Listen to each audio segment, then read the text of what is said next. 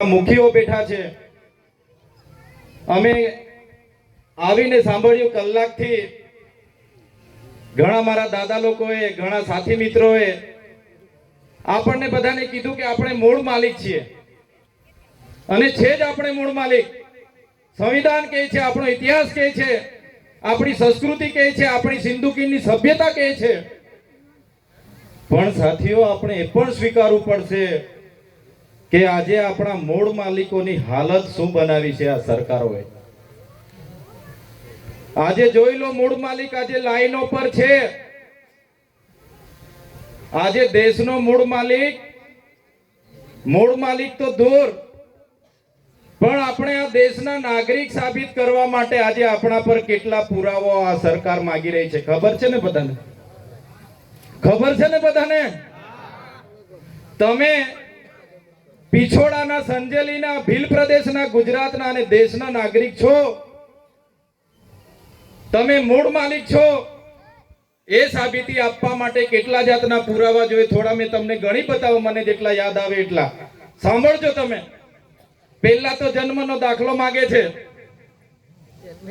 પછી આધાર કાર્ડ માંગે છે, આવકનો દાખલો માંગે છે, જાતિનો દાખલો માંગે છે, રેશન કાર્ડ માંગે છે, પાન કાર્ડ માંગે છે, પંચાયતમાં તમારું લેણું બાકી છે કે નહીં તે પણ માંગે છે, ઘરવેરાની પાવતી માંગે છે, લાઇટ બિલ માંગે છે, તમારા પોલીસ સ્ટેશને કેટલા કેસ ચાલે છે ત્યાંની એનઓસી રિપોર્ટ પણ માંગે છે, તમારા કટિયામાં તમારા પર કોઈ બોજો છે કે એ પણ માંગવામાં આવે છે. અને આજે તમે જોઈ લો, તમે દેશના નાગરિક છો, તમે કઈ લાભ લેવા પણ જાવ છો. માનો કે આ દાદાએ કઈ લેવાનું છે, એને કઈ લાભ જોઈએ છે, તો દાદા પોતે પણ કોઈ ઓફિસમાં જતા રહે, તાલુકા પંચાયત કે કલેક્ટર કે જિલ્લા પંચાયત કે મામલતદાર, તો મામલતદાર પણ દાદાને કહે છે, દાદા તમને લાભ જોઈએ છે? તો હા, જાઓ પહેલા તમારે હયાતીનો દાખલો લખી લાવો. કહેવામાં આવે છે કે નથી કહેવામાં આવતું? અલા ભાઈ, અમે મૂળ માલિક છે, દાદા હયાત છે, તો તમારા પર લાભ લેવા ચાલતા આવ્યા છે. અને એનો પોતાનો હયાતીનો દાખલો પણ આજે આ લોકો માંગે છે. માંગે છે કે નથી માંગતા? આજે આ મૂળ માલિકોની પરિસ્થિતિ આ સરકારોએ આ પ્રકારની કરી છે, એ પણ આપણે સ્વીકારવું પડશે. આજે મૂળ માલિક ક્યાં છે?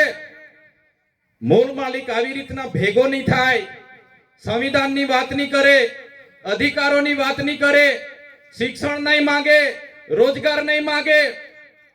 એટલે મૂળ માલિકોને આજની સરકારોએ લાઈનો પર લગાડી દીધા છે. લગાડી દીધા છે કે નથી લગાડી દીધા? આજે બેંકોમાં લાઈન, આજે સસ્તા અનાજની દુકાનમાં અનાજો માટે લાઈન, આજે મામલતદારમાં લાઈનો, આજે પ્રાંતમાં લાઈનો, તાલુકા કચેરી લાઈનો, ગ્રામ પંચાયતોમાં લાઈનો. વિચાર કરો તમે, આજે મૂળ માલિકોની પરિસ્થિતિ શું છે? આજે આધાર કાર્ડ અપડેટ કરવા માટે લાઈનો પર આપણને લગાડી દીધા હતા કે નથી?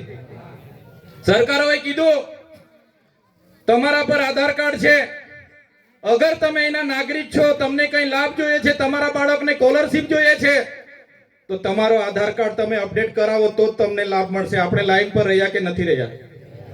લાઈન પર હતા કે નથી હતા? ને 2 મહિના સુધી તે હજુ પહોંચ્યું નથી. અને સરકારોએ કીધું તમારા પર જે રેશન કાર્ડો છે એને તમે 31/12 સુધીમાં કેવાયસી નહીં કરાવશો તો તમને અનાજ નહીં મળશે. આપણે લાઈનો પર આવી ગયા કે નહીં આવી ગયા? આવી ગયા કે નહીં આવી ગયા? આ મૂળ માલિકોની હાલત જોઈ લો તમે. રેશન કાર્ડની કેવાયસી કરાવવા માટે આપણે લાઈનો પર આવી ગયા. હજુ એ પત્યું નહોતું ત્યાં સુધી સરકારોએ કીધું કે તમે ખેડૂત છો એ સાબિત કરવા માટે ખેડૂત રજીસ્ટ્રેશન કરાવો, નહીં તો તમે ખેડૂત તરીકે મટી જશો, તમને કોઈ લાભ આપવામાં નહીં આવશે. કીધું કે નહીં કીધું? સાથીઓ, આ મૂળ માલિકોની પરિસ્થિતિ છે, આ હકીકત છે, વરવી વાસ્તવિકતા છે, એને પણ આપણે સ્વીકારવી પડશે. તો આપણે સરકારને કહેવા માંગીએ છીએ, આધાર કાર્ડ તમે જ આપો છો, રેશન કાર્ડ તમે જ આપો છો, 7/12 અમારું નામ હોય એટલે અમે જમીનના માલિક, અમે ખેડૂત, તો અમારે ક્યાં અપડેટ કરાવવાની, ક્યાં કેવાયસી કરાવવાની, ક્યાં રજીસ્ટ્રેશન કરાવવાની જરૂર પડે? છતાં સરકાર આ બધું કરાવે ગયેલી છે. સરકાર એમની પાર્ટીના સભ્ય બનાવવા માટે તમને કહેશે કે તમે ઘરે બેસીને મિસ કોલ મારો અને અમારી પાર્ટીના સભ્ય બની જાઓ. કહે છે કે નથી કહેતા? કહે છે કે નથી? સાચી વાત છે કે ખોટી વાત છે? જ્યારે આપણને આધાર કાર્ડના અપડેટ માટે લાઈન ઉપર રાખે 2 મહિના, રેશન કાર્ડના કેવાયસી માટે લાઈન ઉપર રાખે, રજીસ્ટ્રેશન માટે લાઈન ઉપર રાખે, તો સરકારને અમે કહેવા માંગીએ છીએ એવી સિસ્ટમ તમે આમાં બી લાવો તો અમે મિસ કોલ મારીને કેવાયસી થઈ જાય ને અપડેટ થઈ જાય કઈ કરાવો. કેમ અમને લાઈન ઉપર રાખો છો? કેમ કે આદિવાસી સમાજ ભેગો નહીં થવો જોઈએ. એ નવરો પડશે એટલે આપણી પાસે માંગશે, અધિકારો માંગશે. એરપોર્ટની જમીનો લેવા જઈશું, લડવા આવશે. હાઈવેની જમીનો લેવા જઈશું, લડવા આવશે. પ્રોજેક્ટ માટે જમીનો લેવા જઈશું, લડવા આવશે. સાથીઓ, ઘણા મારા દાદા મિત્રોએ, મારા સાથી મિત્રોએ ખૂબ સારી માહિતી અહીંયાથી આપી છે. સાચી માહિતી છે એમની, હું સમર્થન કરું છું. બિલકુલ 100% સાચી માહિતી છે. પણ સાથીઓ, આ સરકારે આપણી સાથે શું કર્યું જોઈ લો. 73 એનો આટલો મોટો પાવર સંવિધાનમાં આપણી પાસે છે, છતાં આપણા વિસ્તારોમાં સૌથી મોટી જમીનો બીજાના નામે થઈ હોય, એના નામે થઈ હોય. 73 એની જમીનો આ સરકારોએ આપણી જમીનો બીજું અર્થઘટન કરીને બીજા લોકોને પધરાવી દીધી. દાહોદનું મેટર તો યાદ છે ને બધાને?